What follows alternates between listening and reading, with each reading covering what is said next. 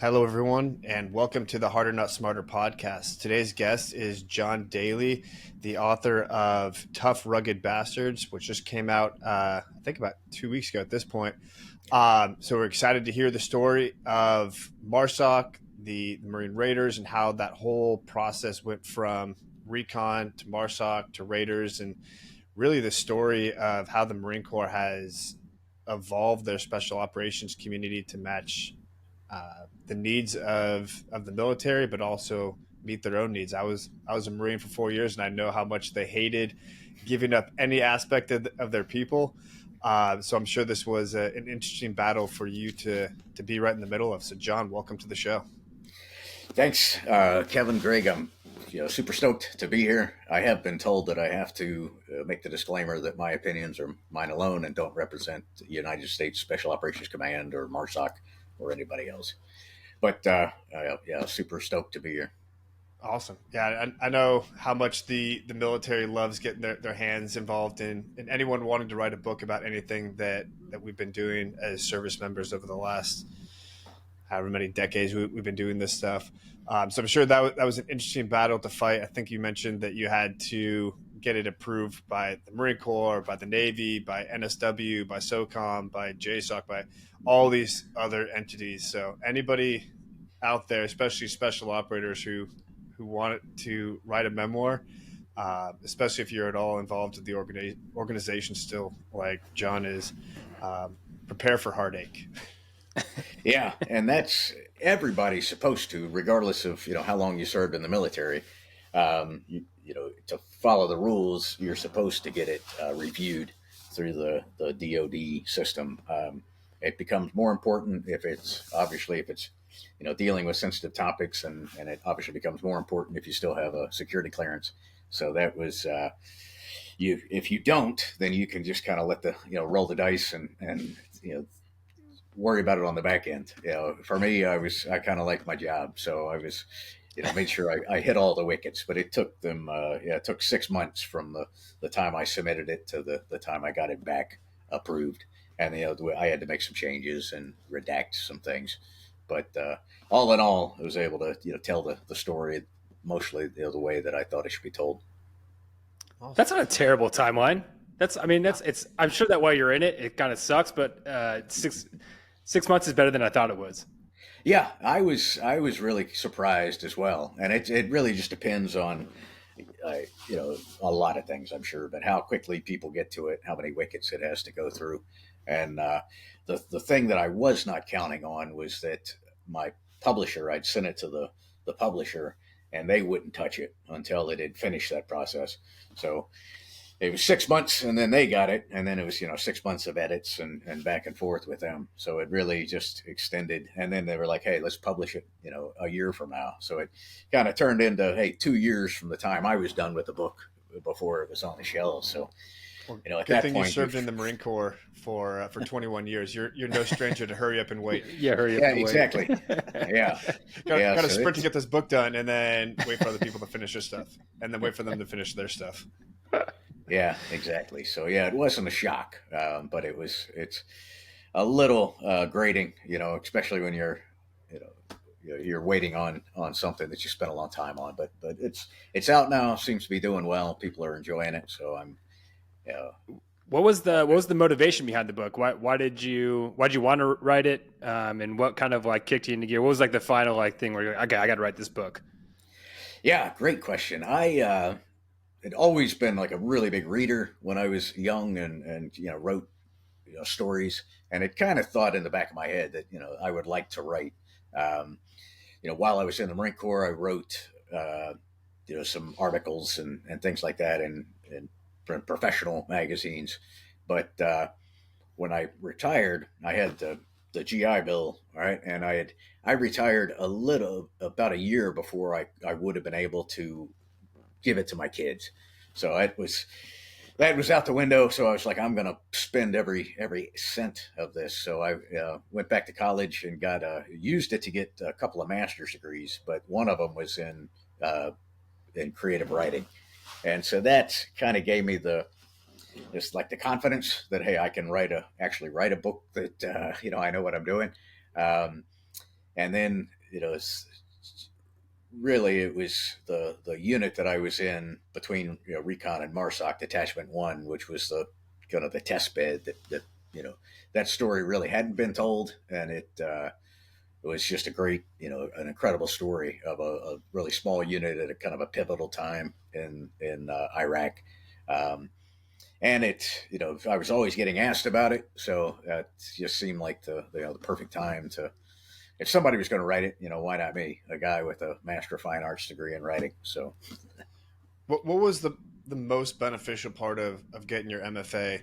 What was that little bit of knowledge that you walked away from? Being like, okay, now I had writing skills before. I'm sure you refined some of it, but I'm sure there's more of it, a confidence in the process of how to write a book, how to get published, how to build out your time to actually accomplish this daunting task of getting, I don't know, 60,000 words, whatever a book normally is. mm-hmm.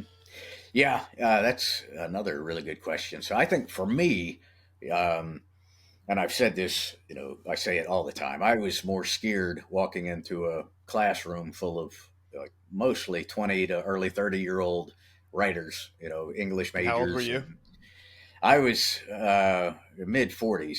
And I was more scared of that than I was, patrolling in a job. Right? I was, I was so out of my element, but I think the thing that I really took away from it was really kind of learning to think of myself as a writer, and not just, a dumb grunt that, has some things that they want to write down.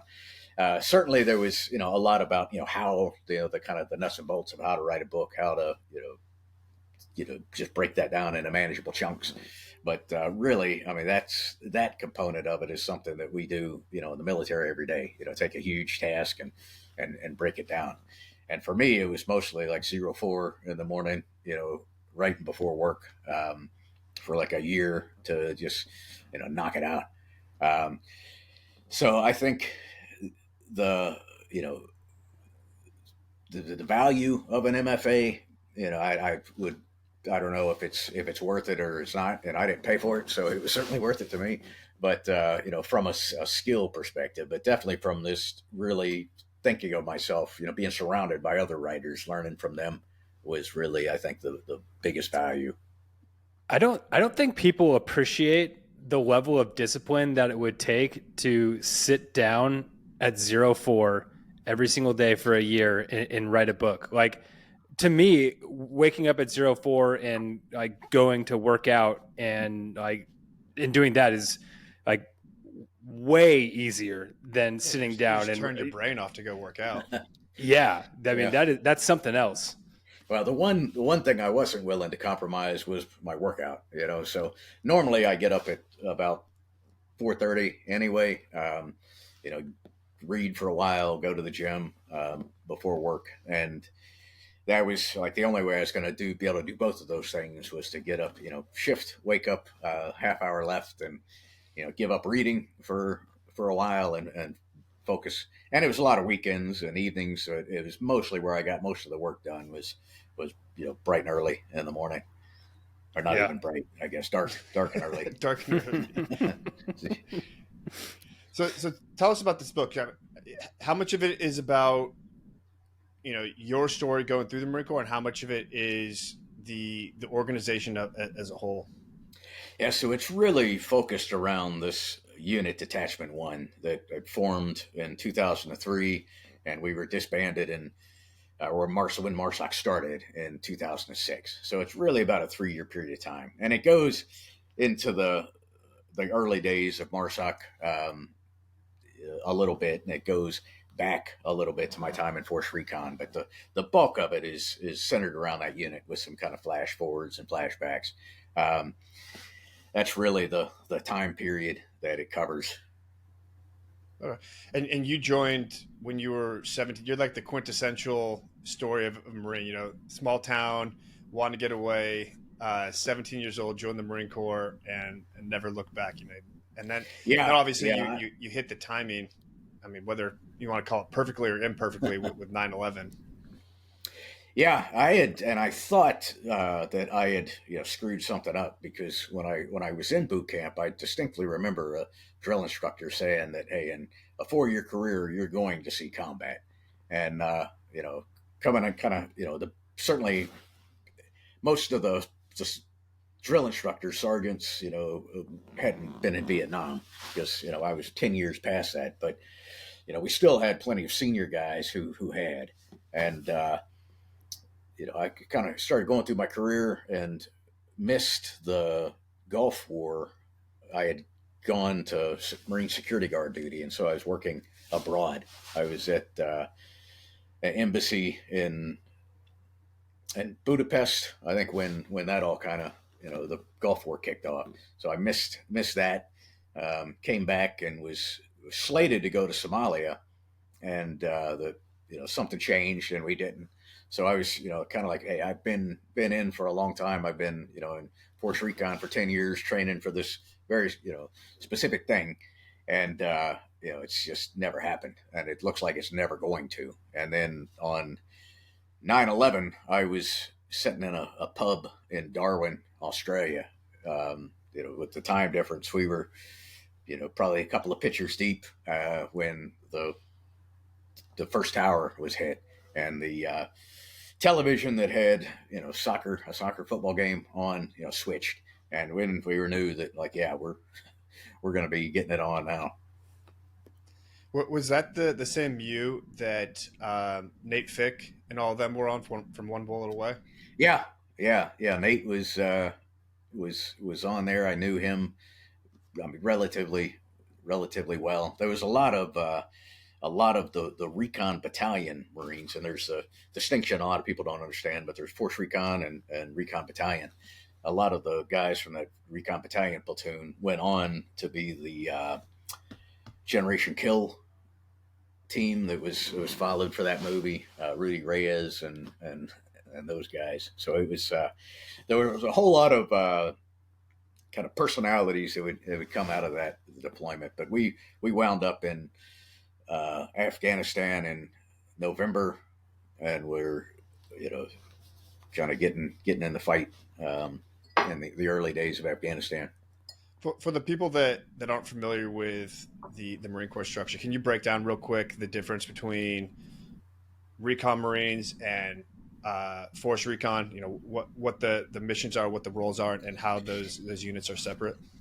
Absolutely. So Recon Battalion is at the battalion level. So the battalion commander owns his reconnaissance asset, and it's a platoon of around 30 Marines, and each infantry battalion or aligned to the infantry battalions, and their job is to answer the questions that he has. So kind of in the relatively near fight, right, in his area of interest. So forward of friendly lines, kind of behind enemy lines, but not that deep. Force Recon's role is to work for the force commander. So when we got to Afghanistan, the task force commander was General Mattis. So we were tasked with finding out things that he wanted to know, deep, much further behind enemy lines. There weren't really enemy lines in Afghanistan a lot of times, but so we work farther, kind of doing battle space shaping, so kind of just setting the conditions for him to employ units, and that's really the distinction. We're trained. I mean, a lot of Marines will bounce back and forth between the units, kind of as they gain seniority. They'll move back and forth. A lot of the same, almost all the same skills. The one mission that Force Recon had, particularly at that time, was CQB mission, hostage rescue mission that Recon Battalion didn't. But primarily, we're kind of, I don't know, it's kind of, maybe rude to say like the little brothers, but that's kind of the way we looked at them sometimes. But a lot of, like I said, it's incredible Marines on, in both organizations. So you guys were the Force Recon Marines on the MEU, and then there was also the Recon Battalion while you guys were on the MEU in Australia. Right. And then they shifted you guys over to Afghanistan from there. Yeah. So we had deployed on ship, and that's, one of the things the Marine Corps does, put you on ship, You sail around for 6 months, and we had just left San Diego, went to Darwin, Australia. It was our first stop, I think. And from there, we would probably have gone to the Philippines and Hong Kong and just kind of show a presence. When 9/11 happened, then we kind of vectored us because we were the largest unit absolutely prepared to deploy. Right. So we had done all of the required pre-deployment training and checkoffs and things like that. So we were in the right place at the right time to be sent.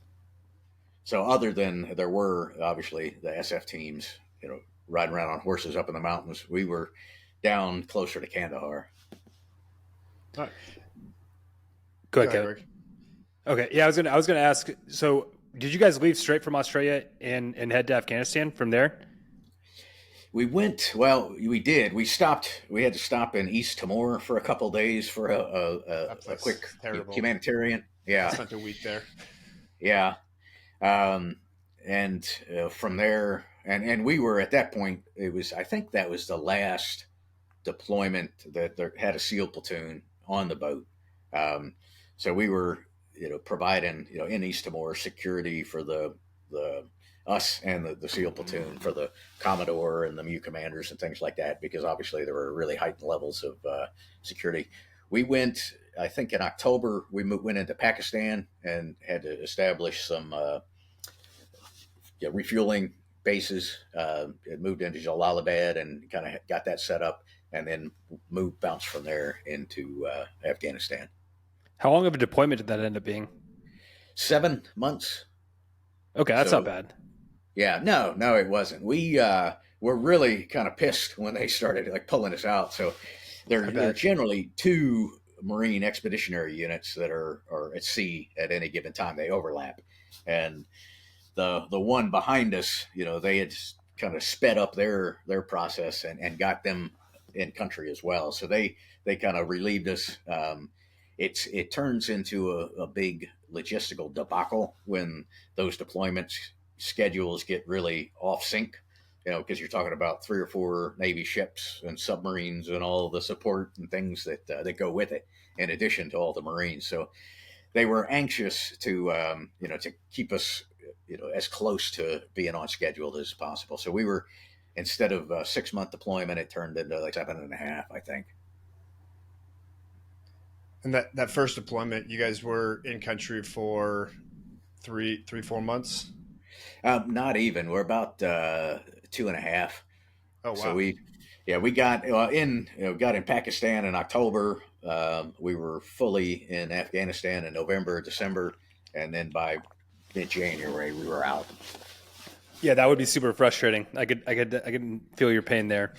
Just getting, I mean, at that point you're just getting probably making a dent, and then you're like, oh great, now you're gonna pull me out. Sweet. Yeah, it was. We weren't terribly. We'd asked, at least, let me stay with the other Force Recon platoon from the East Coast, and let's help them out. And they're like, nah, you've done enough. You're out. So you guys. But it was also. I mean, nobody had really been at war for, at any large scale, in quite a while. So that, we were feeling pretty good about ourselves. Yeah, sure. And I'm sure the commanders and the other MU relieving you guys were pushing things along because they wanted to get there. The story in the military is always you don't want to miss the fight. The fight's gonna be over before we get there, and so I'm sure those commanders were pushing everything to leave at a minimum on time, if not early.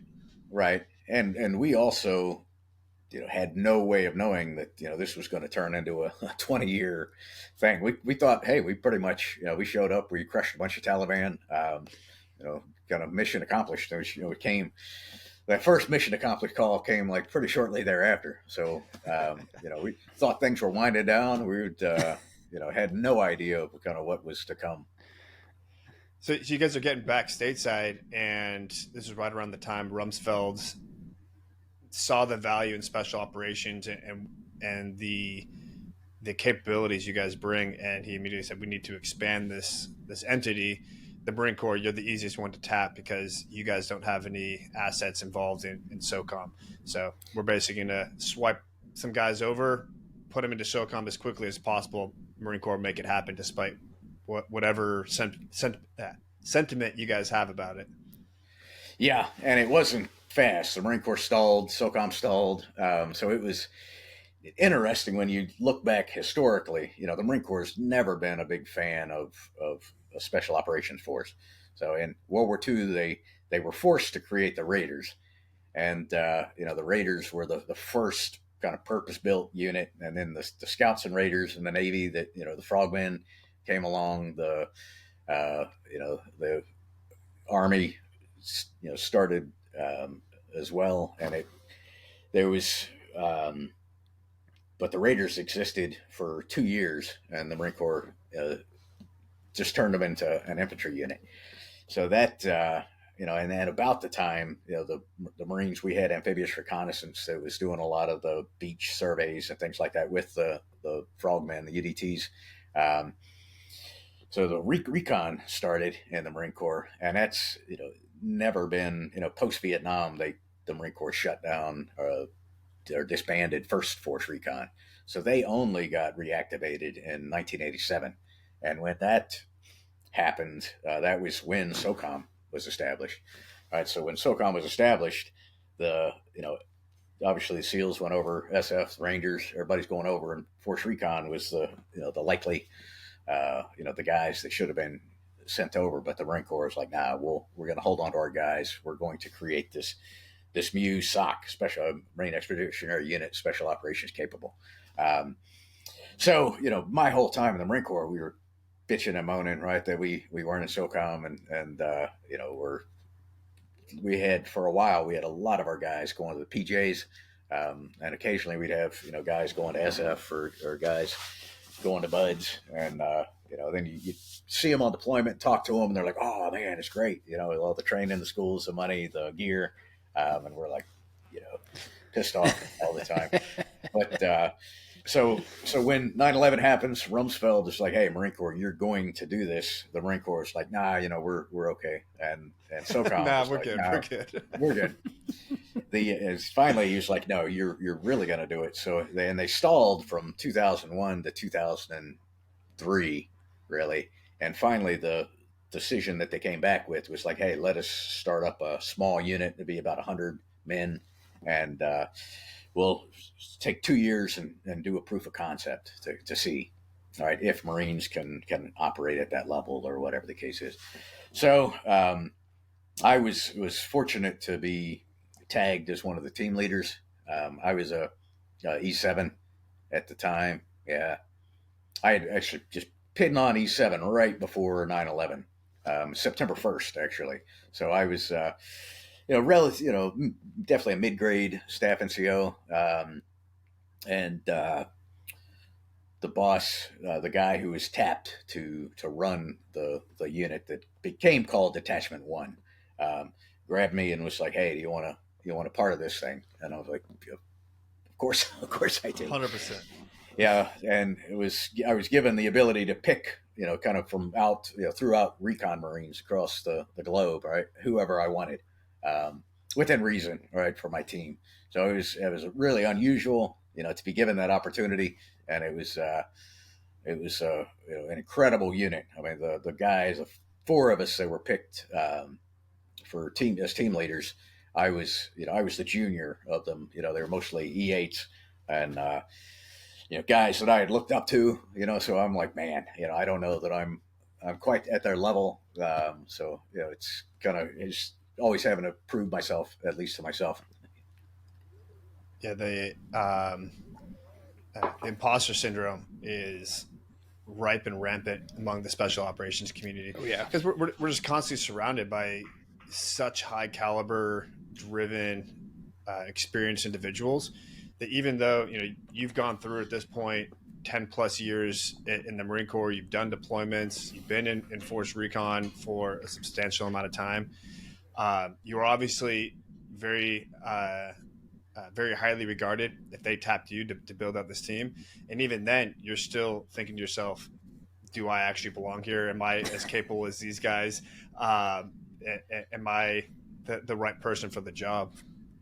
Yeah, that, and I talk about it a lot in the book. I think a lot of times people look at imposter syndrome as a bad thing. I mean, in my book, it is what pushed us, to be better. Like every day, you knew that you had to bring your A game, or somebody was gonna like grab you, like tap you on the shoulder, and be like, "Hey, man, you don't belong here. Get the hell out." So, the analogy I use is like having imposter syndrome in the car with you on a road trip is good, but you have to keep the motherfucker in the back seat. You don't let him behind the wheel. He doesn't need to be driving. But it's the idea that, hey man, I've got to show up and prove myself every day was, I think, what made us successful, and largely what makes SOF successful, because like you said, it's pretty constant, and when you're in, you think that you're the only one because nobody talks about it. um, so I assumed for 21 years of my career that I was the only person that had imposter syndrome. I didn't even know it had a name. And then, come to find out, and now I talk to, Marines I deal with all the time about it, and all of them, to a man, they're like, oh yeah, I've got that. I thought I was the only one. Keeps you sharp. It really does. Well, I mean, especially when Greg, your community is so overt about performance. Like they talk about, hey, if you don't show up with your A game and you're holding the team back, you come to work one day and your stuff's out in the hallway. Yep. They don't mess around. The SEAL teams are the same way. If you're not holding your own, you get quickly pushed to the side. It's from the outside perspective. I'm sure it seems harsh and um, unempathetic, but at the same time, the community needs to perform. You can't be relying on people that aren't going to show up and have your best interests first. If they're putting themselves ahead of you, they're going to be holding the other team back by not showing up and performing as well as they could. It really puts other people in danger, and it's a necessary evil that has an important place in the community, I think you could say. Yeah, absolutely. I mean, even if you look outside the military, at any high performing organization, an athletics, football team, don't pull your weight on a pro football team or a basketball team. They're not going to tolerate that shit. Right? They don't let you play because you're a good guy. They're like, it's all about the money. And for us, it's, not about the money, obviously, but it's certainly about Staying the mission. alive. And it's, yeah. Somebody who's not going to contribute to mission success, day in, day out, put in the work day in, day out, do what's necessary day in, day out, then you're very quickly a liability, and you're not a liability to yourself. It's to the team, to the mission, to the wives and children, and on down the line, and to the. I mean, in most cases, our role is to gather information or do something to enable general purpose forces to be successul, grunts, 11 Bravos or whomever, to do their job. And if, so we're letting them down as well. All right.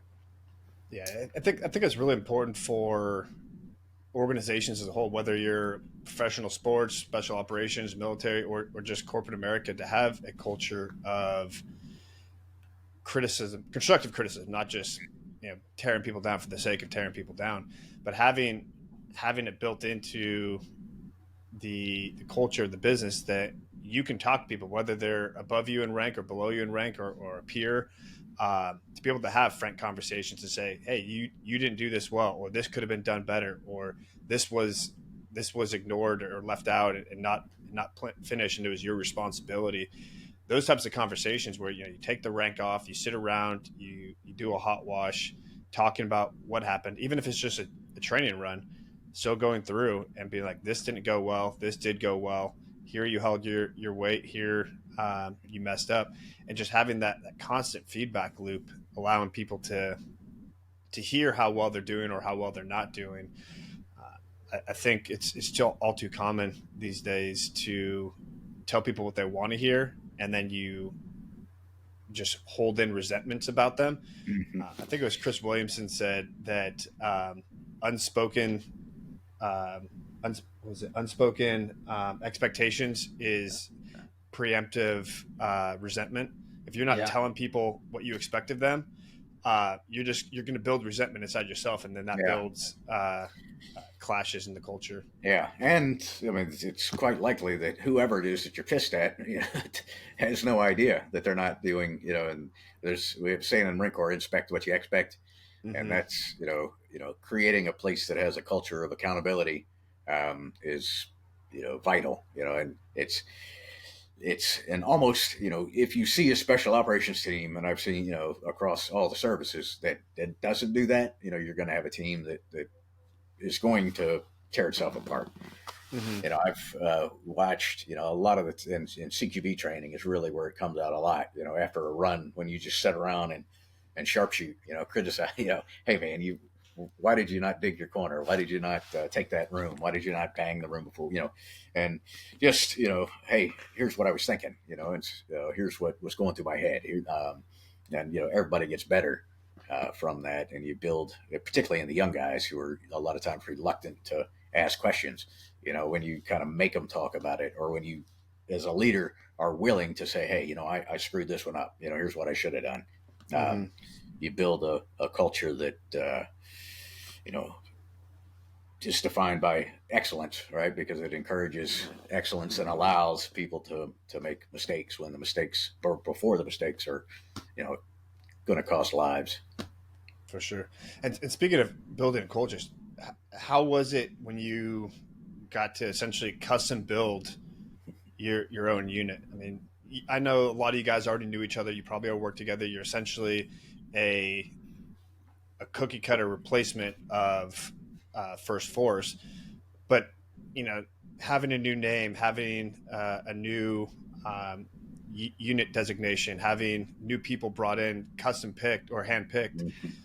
How was that from your perspective, where you're actually getting to create this high speed unit? It was pretty awesome. The one of the things is and I had like I said, the fortune of being a platoon sergeant before I went there, so I was in charge of 30 guys or plus, and then went down to being in charge of 6, which was a pretty awesome. On the one hand, kind of seems to some people like a demotion, but the 6 guys were so insanely capable. But one of the things as a platoon sergeant I had always preached was that if somebody asks you why we're doing something and you say that's the way we always did it, then that's we're going to have words, right? That's we need to. So it gave us an opportunity, starting from scratch with even in we were tasked with like going places to build our own equipment suites, our own weapons and optics suites, and I was in charge of all the sniping. So just going and we wound up. I think we were the first. I think the first unit in the military to use the Horus reticle, which has kind of now become the standard, across the board.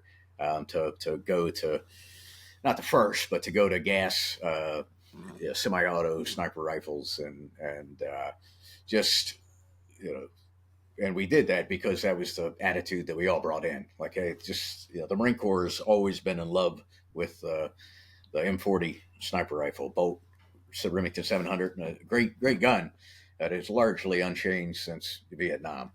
All right, so the going to and the Marines were screaming, when they heard that we were going to combat with a gas gun, or that we were putting on a new reticle and a new scope, and How dare you? ballistic calculators. They're like, why aren't you doing the 27 pages of math necessary to determine, where to aim, or how to adjust your scope. But it was, and we would catch ourselves at times, like, hey, well, this is the way that we do CQB, and we're like, well, but why? If we're going into our CQB training had largely been focused on in extremis hostage rescue, right?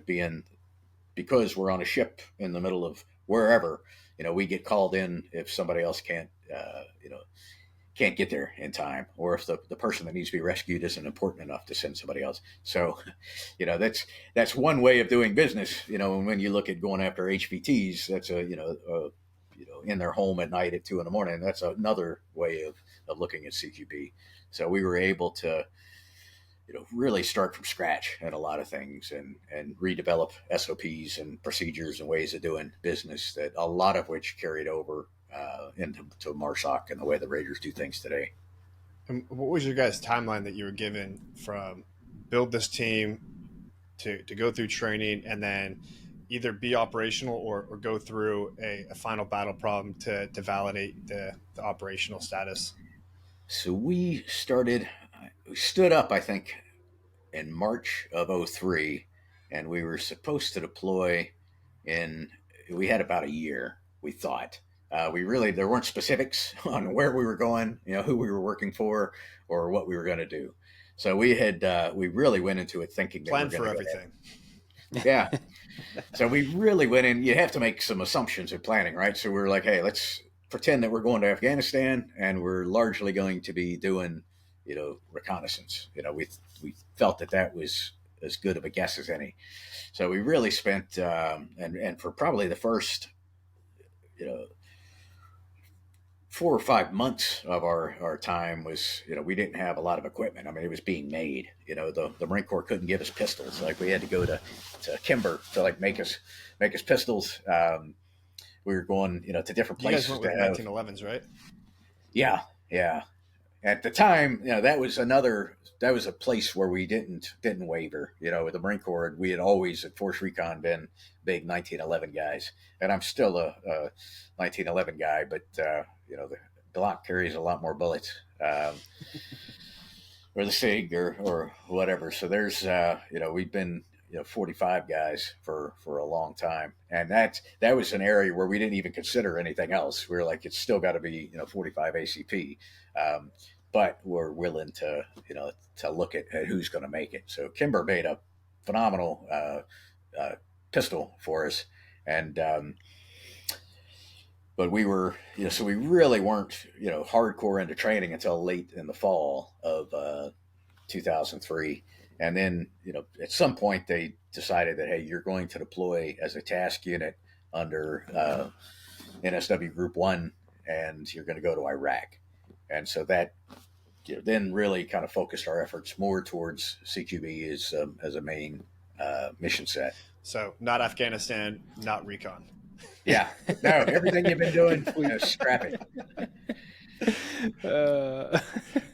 That's typical.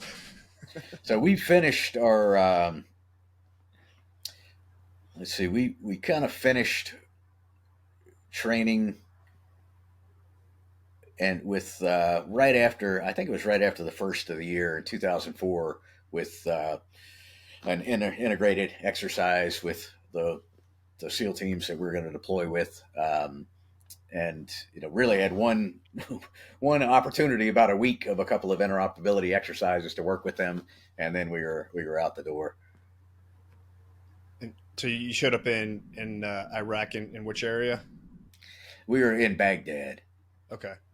So was that TF Bruiser, or was that the next year? Now we were before that. So okay. Yeah, and I had yeah. So Jocko was there, and I had deployed with him when he was an enlisted guy back years before. So he was on the staff of the departing task group. So he was really the guy who kind of showed us around, but there was not a SEAL team, in Baghdad, kind of near the airport.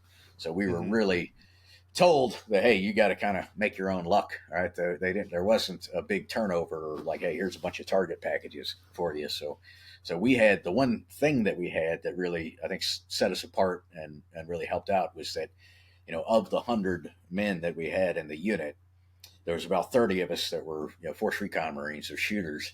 And then we had about another 30 that were intel folks.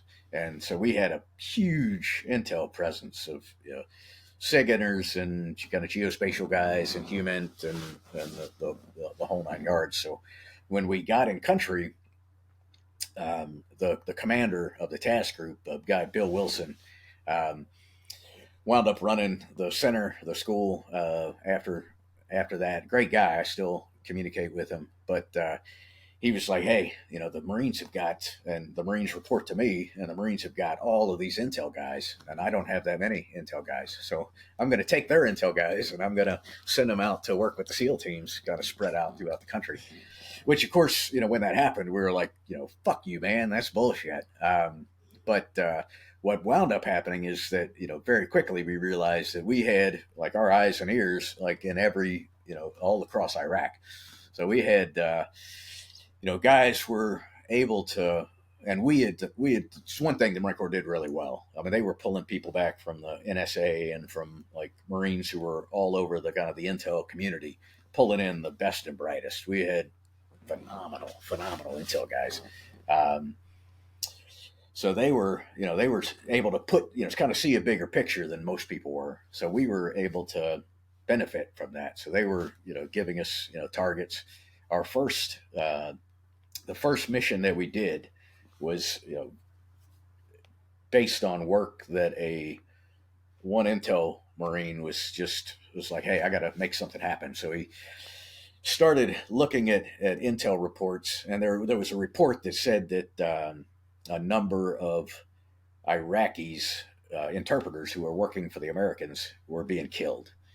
And he started digging into it and realized that over the span of a couple of months, there had been like, I think it was like 17 or 20, Iraqis had been clipped, and they were all interpreters that worked for us.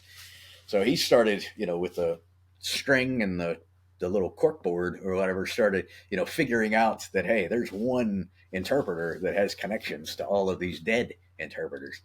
And it so happened that it was a female interpreter, and she was, Iraqi national. He was able to track her down, and where she was working, or at least where we thought she was working. And so the task, because I was the kind of the go-to guy for the oddball mission. So the first mission that Det 1 did in Iraq was, I led it. I had to take a Polish female operator from the Grom, because it was the only female that we had. One of our human guys and another shooter, and we went just driving around Baghdad in a sedan, going from place to place trying to find where this woman was. And eventually, like 10 hours and 100 miles away, we finally found her, was able to grab her and the male escort guy that she had with her, and bring her back, super pissed off, right? That, hey, this lady's, guilty of, killing all these, or at least fingering all these interpreters.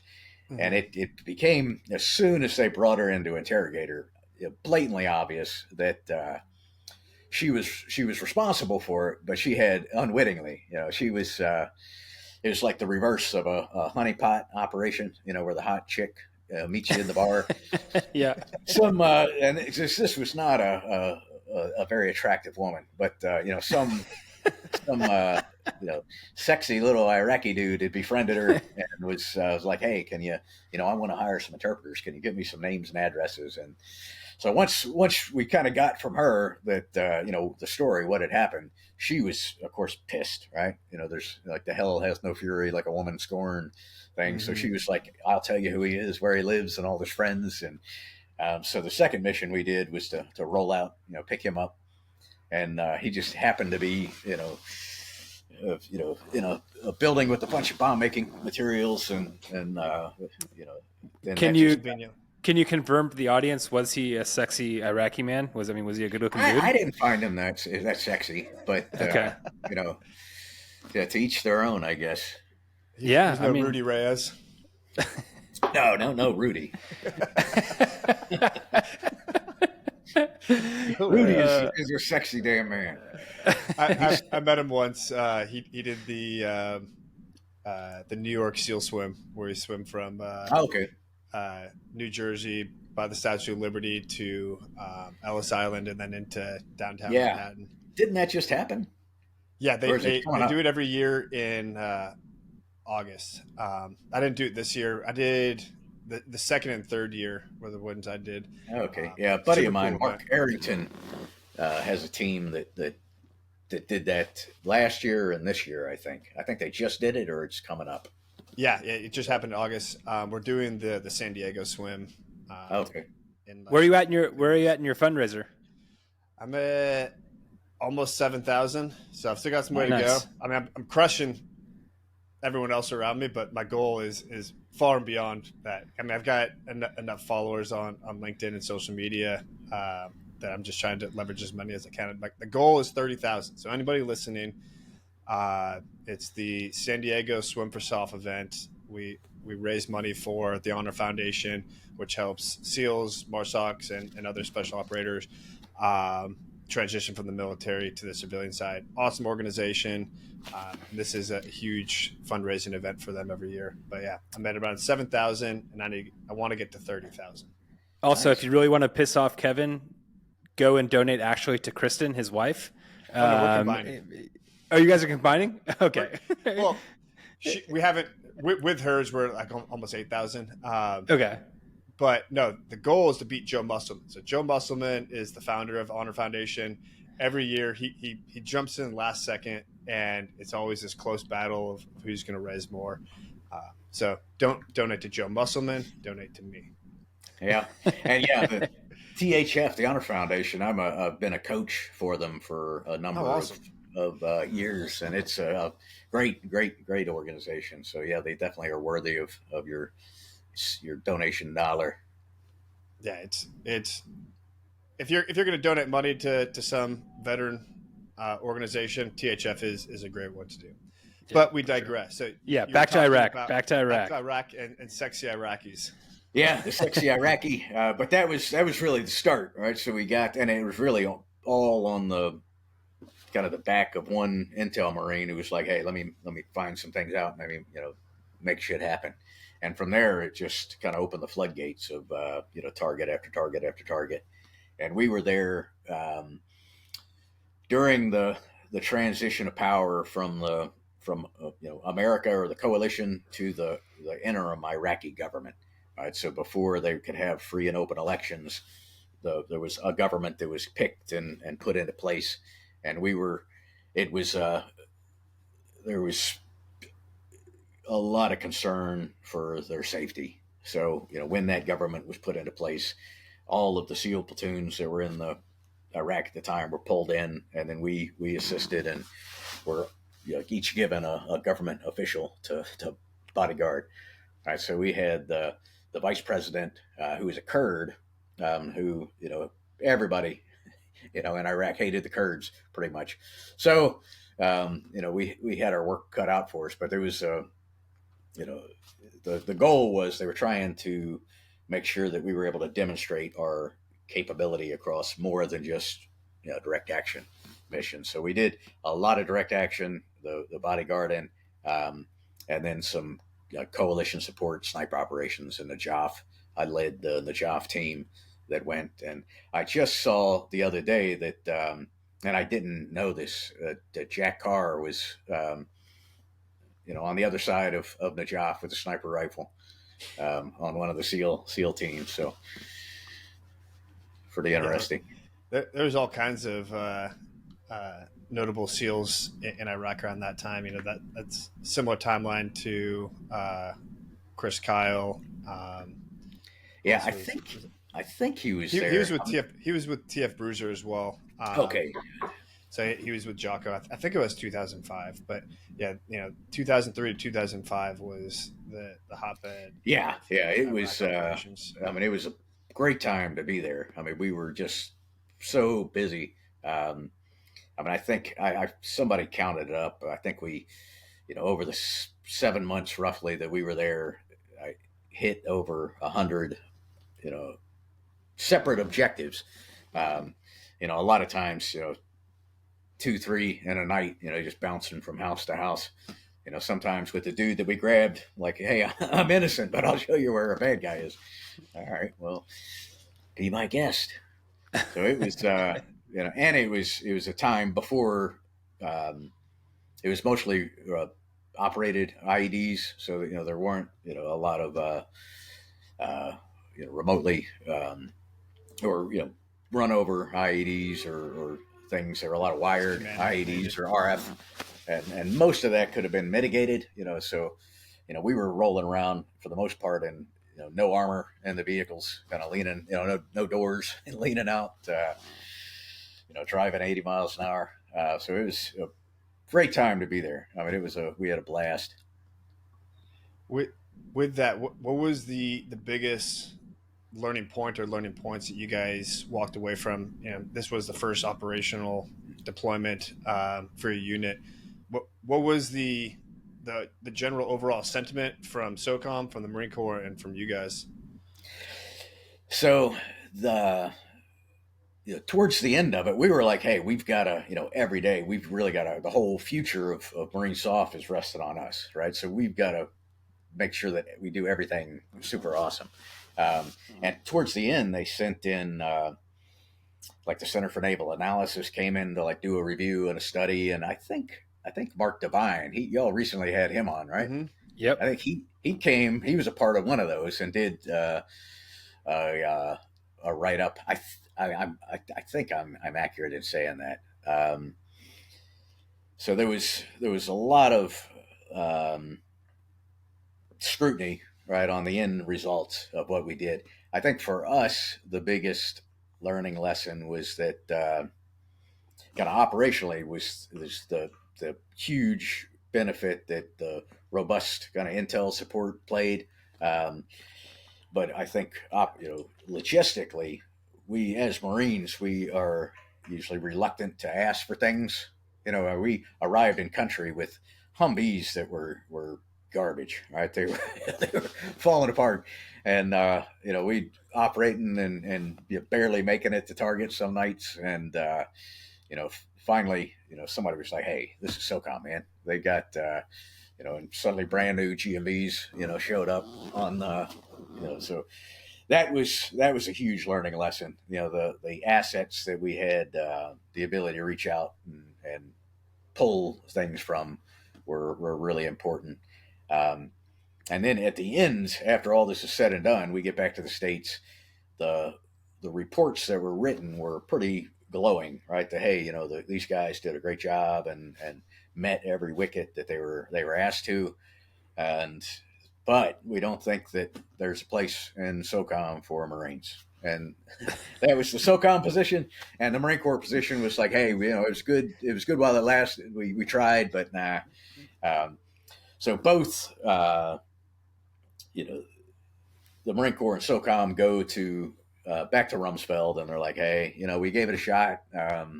It was good. They did really good, but we don't want to continue this. And he was like, no, you're going to, and they actually screwed up. Really, what we were hoping for was that we would go back, regroup a little bit, and then deploy again. The kind of the best thing that we were hoping for was that we would be told to kind of mutate and grow a detachment too, like take, run an assessment selection and pick more guys.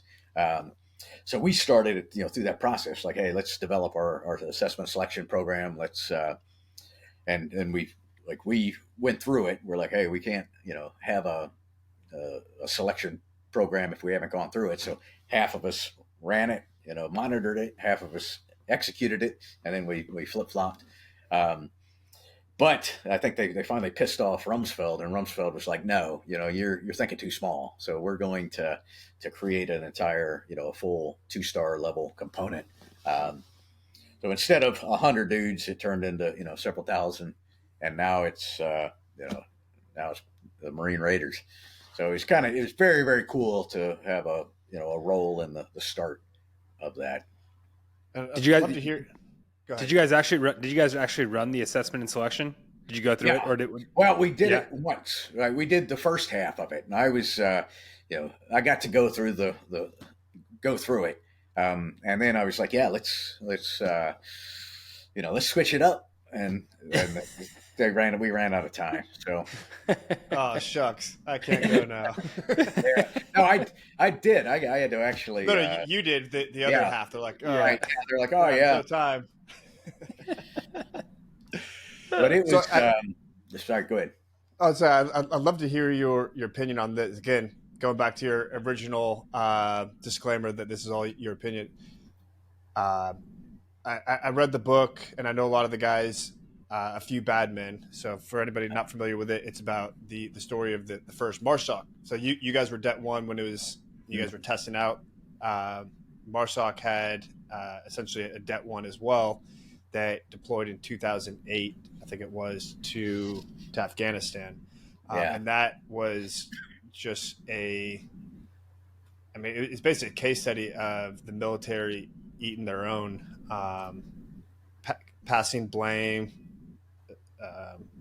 aligning with the quote unquote victims, even though they're very obviously aligned with Taliban and other terrorist entities. Mm-hmm. So I'd love to hear from your perspective, having gone through an original Det 1 that Mm-hmm. had glowing reviews, even though they decided to disband it. This one getting forced into the Marine Corps and SOCOM and having it crumble like it did. Yeah, so that was actually the first company. They were Fox Company of the Second Marine. At the time, they were called Marine Special Operations Battalion. They would later become Marine Raider Battalion. But so when we disbanded in 2006, I came out to where I am now at Camp Lejeune, North Carolina. So my initial role was as to take over to help build what would be MARSOC school, and initially I was put in charge of the close quarter battle training. So I showed up just about the time that we put those guys through their training, Fox Company, and it was it was a shit show from the word go. Right? They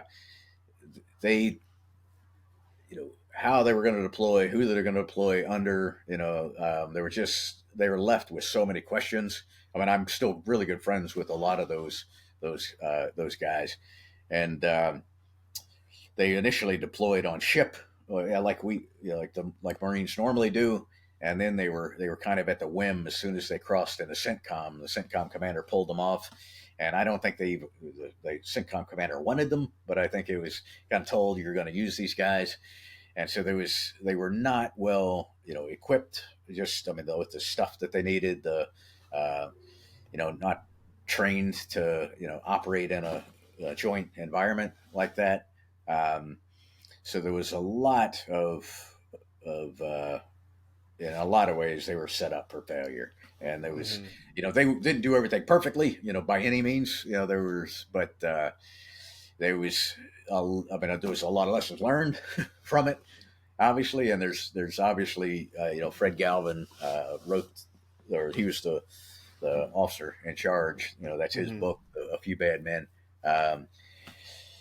He had worked kind of tirelessly to make sure that reputation didn't kind of continue on and kind of sully the reputation of the Marines that were in his unit. It hasn't. I mean, the senior enlisted leader at the school where I work is one of those young guys from that the first deployment. But it was, I think, it's unfortunate, but it was probably like a necessary growing pain to. And I think one of the things we realized early on was that there was some, not resentment, I'd say, but SOCOM was in some instances looking for ways to marginalize the Raider units that showed up, or not SOCOM as an entity, but individuals within SOCOM. I think that's all behind us now, and has been for a number of years. We just celebrated our 16th, 7th, 18th anniversary, which is kind of a amazing thing. And now we've got Raider units all over the globe. What do you see the future of Raiders being? Because I know that they're even fairly recently there's some big changes where they pulled all the units from Pendleton, brought them back to the East Coast and consolidated. Are there any other big changes coming? How's everything been going with those new changes? Yeah, structurally, I don't think so. I mean, it was there were a lot of people that were really pissed about that. I mean, if you spend any time on Pendleton, being told that you're moving to the East Coast is as a guy who spent almost my whole Marine Corps career on Pendleton, I mean, there's a lot to be said for Oceanside, San Diego, beautiful, but weather's great. There's got a lot going for it, but Mhm. ultimately, I think it was beneficial to have kind of everybody under one command headquarters, co-located, and I think most of the hurt feelings are over. Maybe not all, but I know there were some Marines that were close to retirement. They were like, "Hey, man, I'm not moving," um, and they've found jobs for them to work. Um, but yeah, I don't think from that regard anything else big on the horizon. We're like everybody, kind of recognizing that the next war likely is not going to be like the last one. So doing what's necessary to prepare for a more traditional conflict.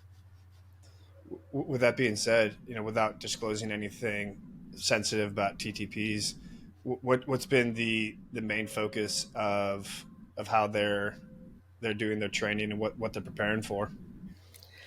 Um, yeah, I can't really talk too much about that. I'll say the one thing at the school where I work, and I've had the opportunity to kind of see it from the beginning and get it go down to Bragg or Liberty, back or it was Bragg then, but Mm-hmm. going to go through I It's have, I still have no Bragg. idea what the bases are now. Like It's people it's say still it, yeah, I'm Bragg. like, portions of the Q course and talk with instructors there, go out to Coronado and so we were able to you know take a look across, and then our partners across the ocean as well, look at kind of everything and say, hey, how do we want to build our training pipeline?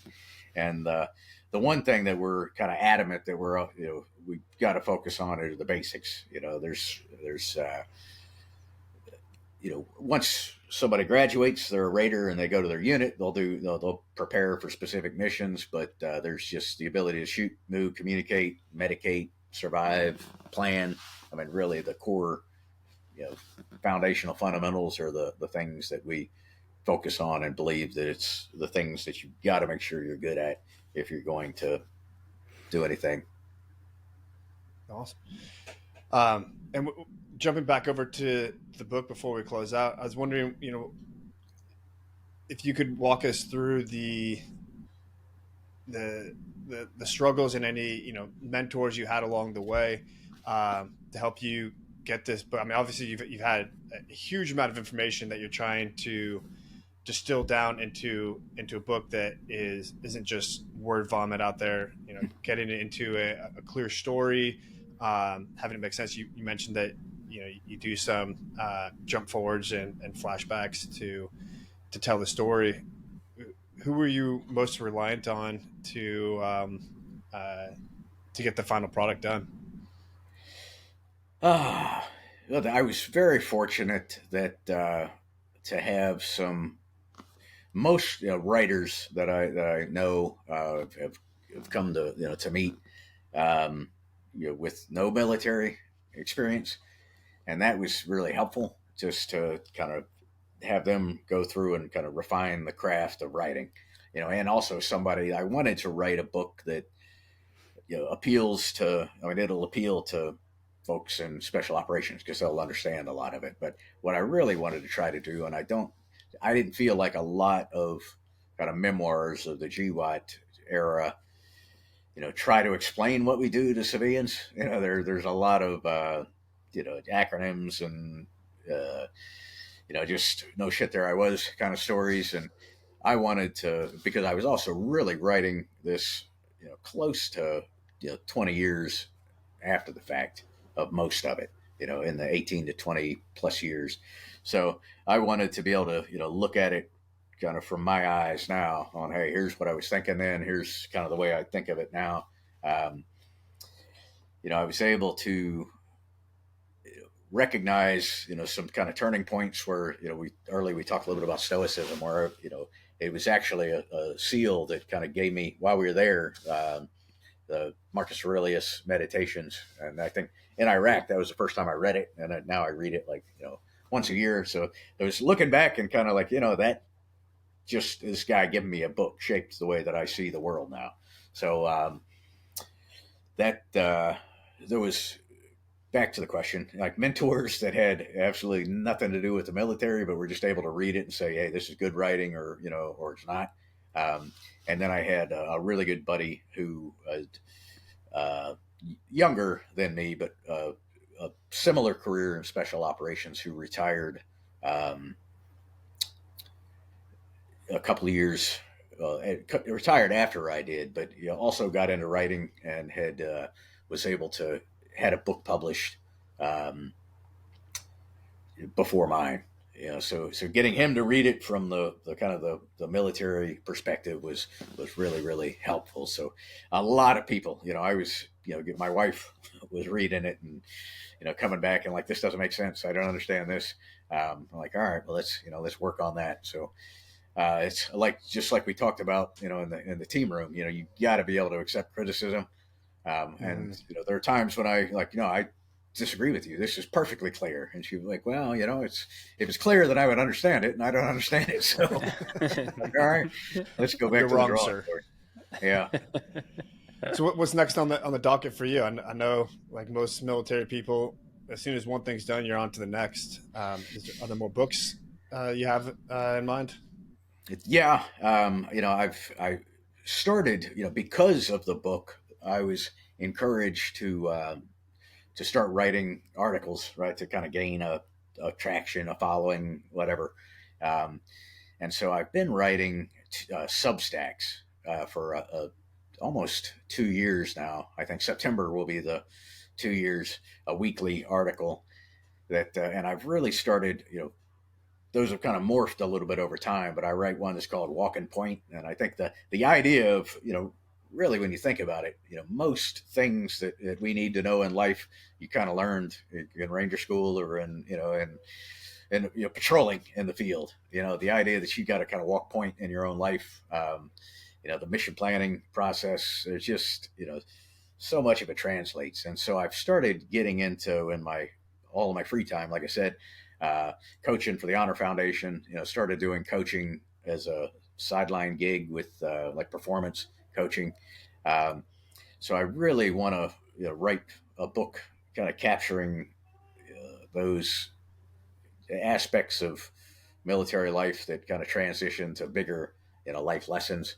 I guess I read another one called Ruck the Fuck Up that's largely just about mental toughness through rucking. Again, in some of my other spare time, I work for Go Ruck as a cadre. Oh, very cool.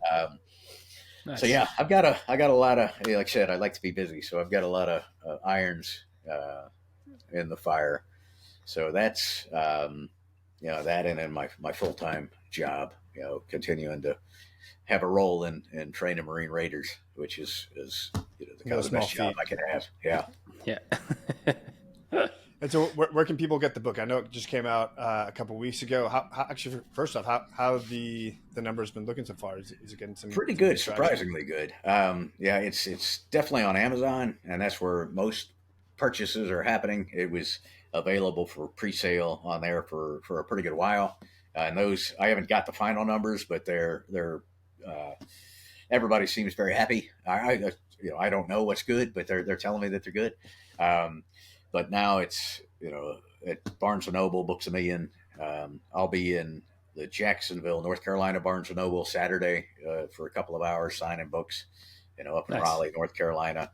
So there's I've got I'll have to check on those social media tags, but the website jadailey.com, Dailey, it's got like a little banner that any places I'm going to be, any events.